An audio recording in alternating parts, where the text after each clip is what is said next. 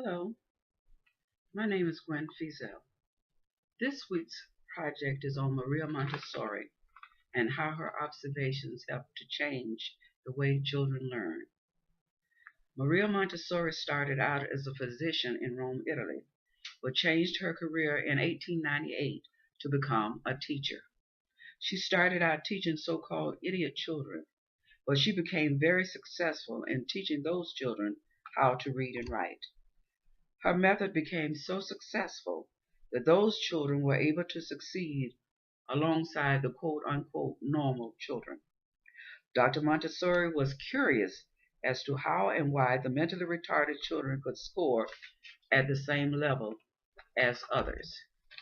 She conducted research and studied theories as to how she could apply her theory to the normal children. Her method was very much child driven. She put her ideas into practice with 3 to 6 year old children from the slums of Rome. The students came to her scared, but she was able to break through that, and by the age of 4 or 5, they were reading and writing and dressing themselves, among other things. Her method became so well known that she trained teachers on how to get children to learn. The teachers were taught that the classroom should be organized in such a way that the children can find materials on their own and decide what they wanted to work on. The teachers were there to guide the children in whatever they selected.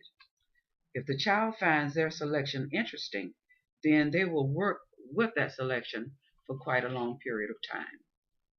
She wanted an atmosphere where the child was free to think.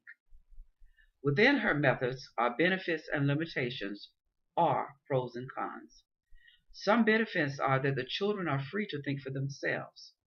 There is also freedom to explore in the class, but within limits. The children were taught to respect each other's independence.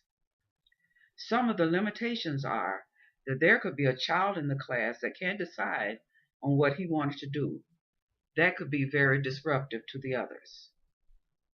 Another limitation to some is the lack of structure. In my classroom observation, I saw an example of sensory learning. A little girl chose to play with a container of bears. She was very creative in how she played with them. First, she layered them by size, then by color, and she also grouped them in twos. So she then counted them by twos.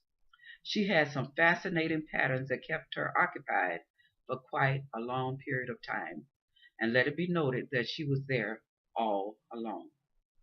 In my conclusion, if the Montessori method is followed, the child will build a capacity to learn that will last them a lifetime. Thank you.